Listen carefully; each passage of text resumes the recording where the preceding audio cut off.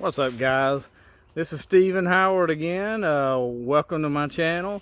If you haven't had a chance to click that subscribe button, please go ahead and do so. Click the alert button, the notifications let you know when I'm posting a video. Wow, look at that sunset from Florida. Wanted to be able to share that with you guys. It's awesome.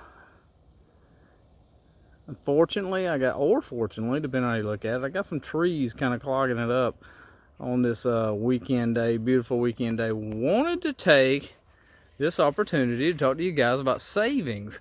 The other day I talked about debt. What a Debbie Downer, Dan Downer, what a downing thing to talk about. Talk about something a little bit more fun today. I don't follow your typical try to get out of debt, Dave Ramsey plan. What we did, I wanted to share with you what we did, my family. We weren't comfortable with $1,000 emergency fund. We were very, very fortunate, if you want to think of it that way, that the government actually sent us, the old check, the check to help get things moving again. Help the economy out, the stimulus checks. We got that, and we made a decision right then that we had a lot of debt that would be very handy for, but we, in looking at our savings, thought, wow, our savings is in some sad shape right now. So we decided, let's take that money, let's hang on to it. That way next time we get in a jam or have an issue, have a problem, we got a plan, we got something we can point to. We don't have to get into the credit card. We don't have to get into the line of credit loan. Oh my God, all those things cause problems. So a little bit more fun topic today. Let's talk about getting that savings going. We in the past have had a savings account, have never really fully funded it the way it needed to be. We'd have $25 here, $50 there. On a good every now and then moment, we could talk about having 100 there. Wow, But it was a little piggy bank that got broke every time any little thing, we started looking at Christmas and birthday parties as an emergency. Your savings account needs to be an emergency. An emergency is not Christmas. An emergency is not a birthday party. An emergency is not, oh my gosh, I really would like to have a nice new outfit. Now, it's fine to go and break into the piggy bank if it's a situation where you got a job interview, or you just got a new position and you need to look a certain way. Perfectly fine, totally understandable, totally get it. For us, when I talk about these situations, I talk about us. What we did is, and what I've done, is take a look at our savings account through our local bank, which we had, and the interest rate, guys, was pitiful. Puny, pitiful, not good, awful, I'll even say it. So in researching, I got to looking at some other banks. There's Live Oak Bank, there's Ally Bank, there's options out there available that's going to pay a little bit more than the 0.06% that a local branch bank is going to give you. So in starting a savings account for an emergency, one of the things I would look for is at least a 1%, rate of return on the money that you're putting into that savings account. The bank's going to get their cut. They're going to take that money, they're going to loan it out, and they're going to make 11%, 16%. They're going to make their thing. They're going to go out and do their thing with that money. They're going to loan out that money on a new car for someone. They're going to give someone else some line of credit. They're taking your money, making money. You might as well find you an account that is going to draw you a little bit more than the typical 0.06, 0.2%. If you're, that's it's just outrageous what the banks do. So one thing we decided was, and this is, people have heard of Dave Ramsey. I've heard of Dave Ramsey. I love Dave Ramsey. I think he's got great ideas. $1,000 is not, in my opinion, an emergency fund. $1,000 will get you out of a jam. If you have a tire go out, if you need a washing machine, you have a minor situation. But folks, let's think about a medical deal. Let's think about what I've talked about in a couple of prior videos. A tree falls on your house, the next thing you know, it's $6,000, $10,000 to get it off of your house. That's the situation. That's that's an emergency that a 1,000 is just not gonna be able to even touch. The emergency fund that we're trying to put together, we're not there yet, is 10,000.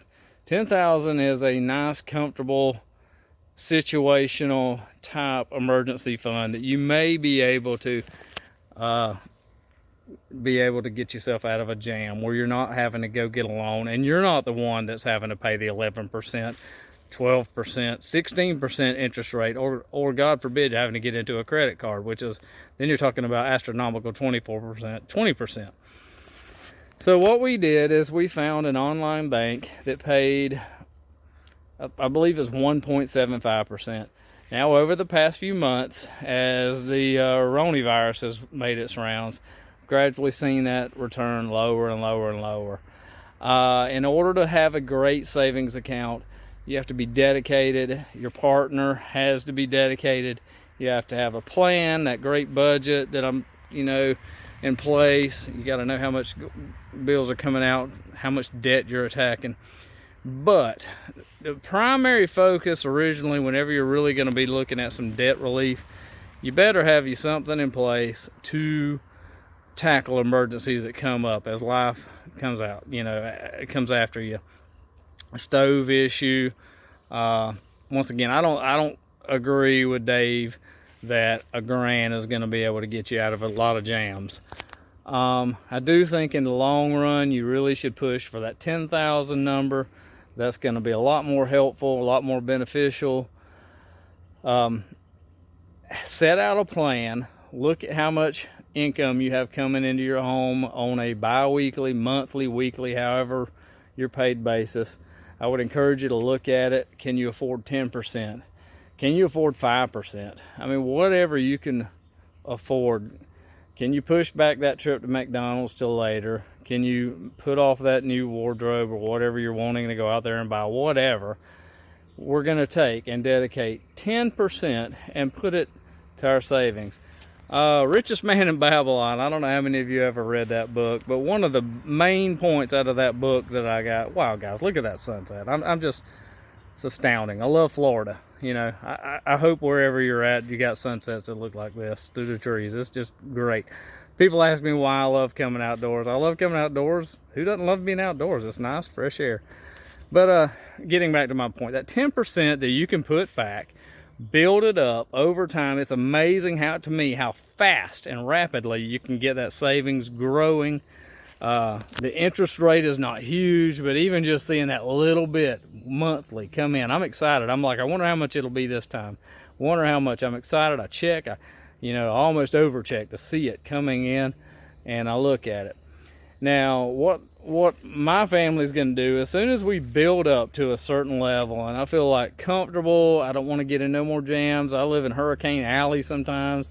It seems like we always got something. Apparently we got pandemics going on now. I was laughing a while back at the murder hornets. I was like, what's next? I mean, like, really, what's next?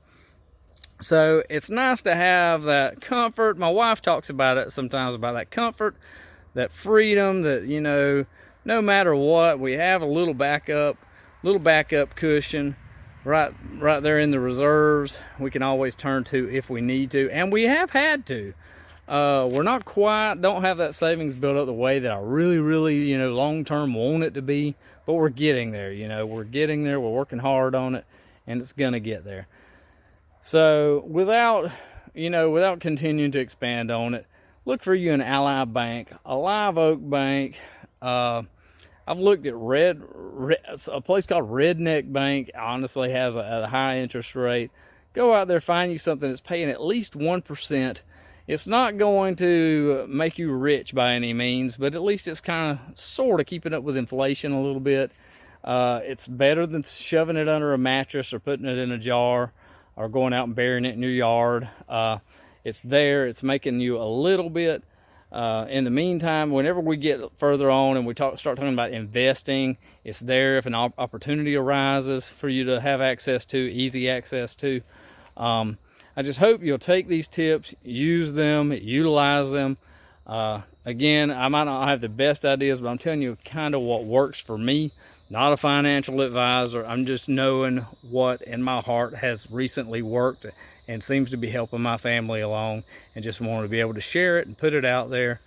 I love that, you know, that peace of mind that if something just goes haywire, sideways, crazy, I do have a little bit of a cushion. I don't have to stress. I feel like it bears repeating again. We found ourselves in a mess a couple of years ago because of the Hurricane Michael. Put us in just a terrible spot. Don't ever want to put myself and my family in that position again, and hopefully we won't. Again, if any of this is helpful, if I'm off my rocker, please feel free to make a comment. I'm, well, you know, big boy, can engage and talk, happy to discuss. Be sure to subscribe, hit the like button, make any comments you feel like you need to, and I hope the rest of you enjoy the rest of your day. Okay, thanks.